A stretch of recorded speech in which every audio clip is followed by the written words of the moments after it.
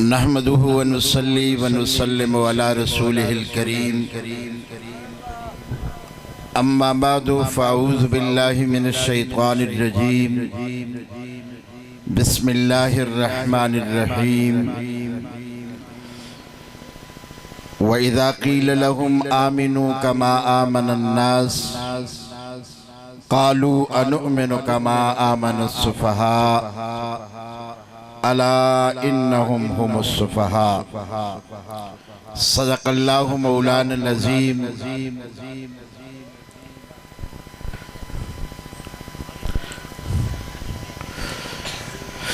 انتہائی قابل احترام علماء کرام، صحابہ اہل بیت کے غلاموں، دیوانوں، مستانوں، آج ہم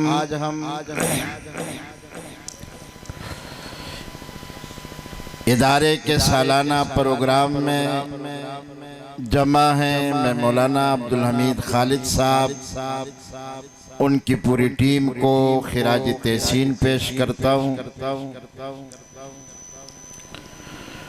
مجھ سے پہلے برادر مکرم مولانا محمد معاویہ اعظم طارق صاحب آپ سے مخاطب تھے۔ میرے بعد قائد اہل سنت حضرت العلامہ مولانا محمد احمد لدھیانوی صاحب آپ سے مخاطب ہوں گے۔ میں 2-4 منٹ میں حضرت کے آنے تک آپ کے سامنے کچھ معروضات پیش کروں گا۔ ہماری جماعت، ہماری تحریک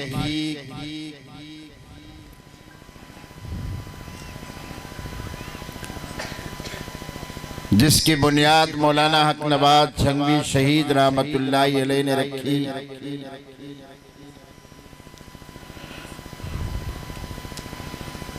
ہم اس ملک میں پوری دنیا میں کیا چاہتے ہیں، بالکل آسان لفظوں میں جب ہمارے پڑوس میں ایک انقلاب آیا اور اس انقلاب کو پاکستان میں برپا کرنے کی کوشش کی گئی، پہلی بات تو یہ ہے کہ اقلیتی نظام کو اکثریت پر مسلط کرنا یہ فساد ہے، یہ ظلم ہے۔ اسے دنیا کا کوئی قانون، اخلاقیات کی کوئی کتاب، دنیا کا کوئی نظام اس کی اجازت نہیں دیتا۔ اس کے باوجود پاکستان میں ایسی تنظیمیں بنائی گئی کہ مخصوص نظریات کو اکثریت پر مسلط کرنے کی کوشش کی گئی، اور اس سے بڑھ کر اسلام کی بنیاد محمد الرسول اللہ صلی اللہ علیہ وسلم کے رسالت کے گواہ، قرآن کے راوی، دین کے اولین مخاطبین حضرات صحابہ اکرام رضوان اللہ تعالی علیہ مجمعین کے خلاف ایسا لٹریچر اس ملک میں لایا گیا اور بھیجا گیا کہ جس میں صحابہ اکرام رضوان اللہ تعالی علیہ مجمعین کی عزتوں کو، صحابہ اکرام صحابہ اکرام رضی اللہ عنہ مجمعین کی عظمتوں کو داغدار کرنے کی ناپاک کوشش کی گئی۔ یہ وہ حالات تھے، ان حالات میں مولانا حق نواز جھنگوی شہید رحمت اللہ علیہ نے جماعت کی بنیاد رکھی۔ اور اگر آپ غور کریں جس طرح موجودہ حالات امریکہ ایران جنگ بننے والے حالات میں بہت سے لوگ متاثر ہوئے، میڈیا متاثر ہے،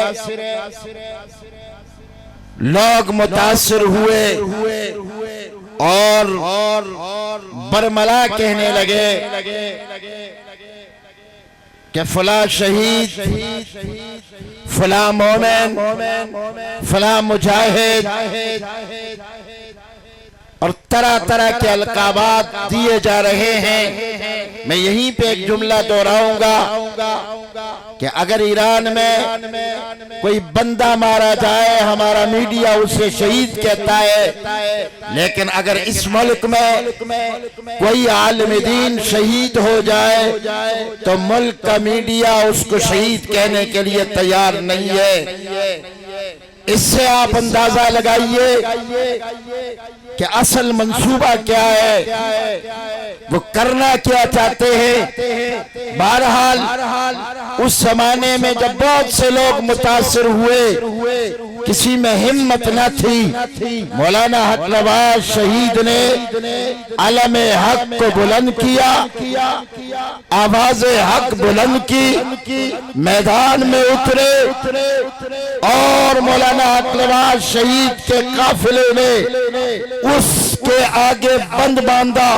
الحمدللہ جو لوگ اس وقت مولانا حق نواز شہید رحمت اللہ علیہ کو تانے دیتے تھے، بعد میں آ کر انہوں نے برملا کہنا شروع کر دیا۔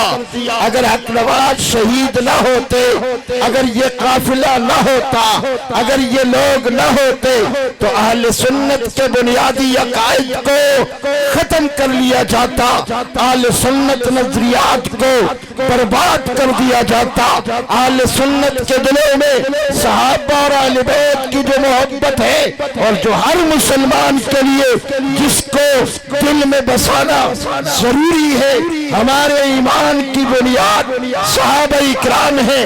اگر مولانا حق نواز شہید نہ ہوتے تو لوگ اور وہ انقلاب اور اس انقلاب کے پروردہ اس ملک میں اہل سنت کے دلوں سے صحابہ کی محبت کو نکال لیتے۔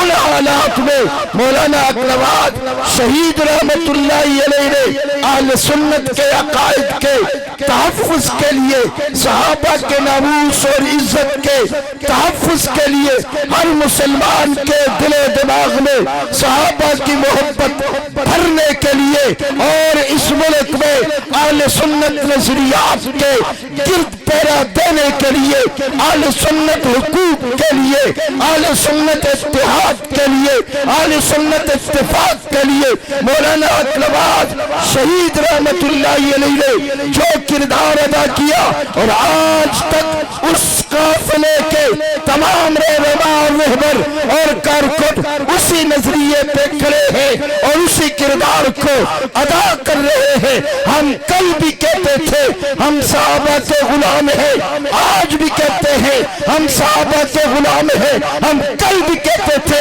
اہل سنت مسلک حق کا ہے، ہم آج بھی کہتے ہیں اہل سنت مسلک حق کا ہے، ہم کل بھی کہتے ہیں کہ جو لوگ جنت میں جانا چاہتے ہیں انہیں صحابہ کے دامن کو پکڑنا پڑے گا۔ آج بھی کہتے ہیں صحابہ کا دامن تھامے بغیر نہ ایمان مل سکتا ہے، نہ کلمہ مل سکتا ہے، نہ دین مل سکتا ہے، نہ عقیدہ مل سکتا ہے، نہ وہ نظریات، وہ شریعت، وہ مذہب مل سکتی ہے جو شریعت اور نظریات محمد الرسول اللہ صلی اللہ علیہ وسلم لے کے آئے تھے۔ اگر حضور تک پہنچنا چاہتے ہو، حضور کے اخلاق، کردار، سیرت، صورت کو سمجھنا چاہتے ہو، تمہیں در صحابہ سے پڑھنا پڑے گا۔ قرآن کو سمجھنا چاہتے ہو تمہیں صحابہ سمجھنا پڑے گا۔ دینی نظریات کو سمجھنا چاہتے ہو تمہیں صحابہ کے دامن سے وابستہ ہونا پڑے گا۔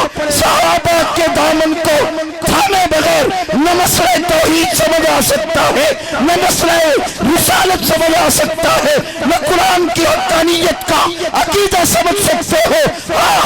صحابہ کا دامن تھامے ہوئے تمہیں وہ کچھ ملے گا جو کچھ خدا نے رسول کے دامن میں ڈال دیا تھا۔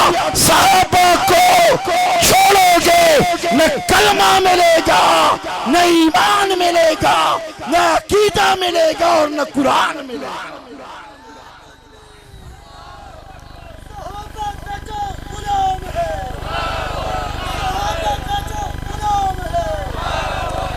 آج آپ دیکھیں جن لوگوں نے صحابہ کو چھوڑا ہے، سچ بتاؤ ان کے پاس وہ کلمہ ہے جو رسول والا ہے؟ اونچی آواز سے اور اونچی آواز سے، وہ قرآن ہے جو رسول نے صحابہ کو پڑھایا اور صحابہ نے لکھا؟ وہ نماز ہے جو حضور نے صحابہ کو پڑھائی؟ وہ احادیث ہیں بھائی صحابہ کو مانے بغیر دین مل سکتا ہے؟ یہ ماننا پڑے گا صحابہ کرام کو۔ میں آپ سے گزارش کروں گا آپ ایک ذمہ دار جماعت کے ذمہ دار کارکن ہوں، آپ اور ہم سب نے اپنے مشن اور نظریے کو گلی گلی تک پہنچانے کا عزم کرنا ہے۔ ہم نے صحابہ کی سیرتوں کو عام کرنا ہے، ہم نے صحابہ کے نظریات کو عام کرنا ہے، ہم نے صحابہ کے افکار کو عام کرنا ہے، ہم نے صحابہ کے کردار کو بھی زندہ کرنا ہے اور صحابہ کے گفتار کو بھی زندہ کرنا ہے۔ ہم یہ عہد کرتے تھے، کرتے ہیں، کرتے رہیں گے کہ ہم صحابہ والے ہیں اور انشاءاللہ صحابہ والے رہیں گے۔ ہم نے اس ملک میں صحابہ کی محبت جتنی عام کی ہے، بتائیں کوئی اس سے پہلے اتنی محبت تھی؟ ہم نے ہماری جماعت نے بہت مشکلات سے گزر کر اپنے اس پرچم کو بلند کیے رکھا ہے اور انشاءاللہ یہ پرچم ہمیشہ سربلند رہے گا۔ قائد اہل سنت سفیر امن حضرت العلامہ مولانا محمد احمد لدھیانوی صاحب کی قیادت میں ہمارا یہ قافلہ آگے بڑھتا رہے گا۔ ہم اور آپ سب نے جماعتی پالیسی کو دیکھ کر، قائدین کے احکامات کو دیکھ کر اپنے کاز کو آگے بڑھانا ہے۔ ہم نے اس ملک میں پرامن جد و جہد کو فروغ دیا ہے۔ ہم گولی اور گالی پر یقین نہیں رکھتے، ہم دلیل، استدلال، ٹیبل ٹاک، قانون پہ یقین رکھتے ہیں۔ اس لیے تو یہ سب کچھ ہونے کے باوجود کہ ہمارے مقدسات کو گالیاں دی گئی، گالیاں دی جا رہی ہے، اس کے باوجود قیادت نے گالی اور گولی کا راستہ ہمیں نہیں دکھایا۔ جہاں اداروں کے ہمارے بھائی موجود ہوں گے کہ اس ملک میں برملا کہا جا رہا ہے، برملا اصحاب رسول پہ تبرہ کیا جا رہا ہے، لیکن اس کے باوجود ہم ہمیشہ قانون اور قانونی راستے کو اپناتے ہیں۔ ہمیں FIR درج کرواتے، ہم عدالت لے کے جاتے، ہمارا وکیل کھڑا ہوتا ہے، ہم اسے سزا دلواتے اور انشاءاللہ وقت آئے گا کہ صحابہ کی توہین پہ اس ملک میں سزائے موت کا قانون بنے گا۔ آپ اس کے لیے جدوجہد کریں گے؟ آپ بات کو لے کے ہر فرد تک جائیں گے۔ ہم اہل سنت کے اتحاد کے دائی تھے، دائی ہیں اور دائی رہیں گے۔ ہم اتفاق اور اتحاد کو فروغ دینا چاہتے ہیں، لیکن اتفاق اور اتحاد عقیدے پہ بنیاد پہ ہوگا، ایمان کی بنیاد پہ ہوگا، نظریات کی بنیاد پہ ہوگا۔ میں آخر میں پھر حضرت مولانا عبدالحمید خالد صاحب، ان کی پوری ٹیم کو ان کا شکریہ ادا کرتا ہوں کہ انہوں نے حسب سابق ہمیں بلایا، آپ ہم سب کے لیے اس پروگرام کو ترتیب دیا۔ تو اللہ ان کی اس محنت کو قبول فرمائے، ادارے کو ترقی نصیب فرمائے، جماعت کو بالادستی نصیب فرمائے، آمین آمین آمین۔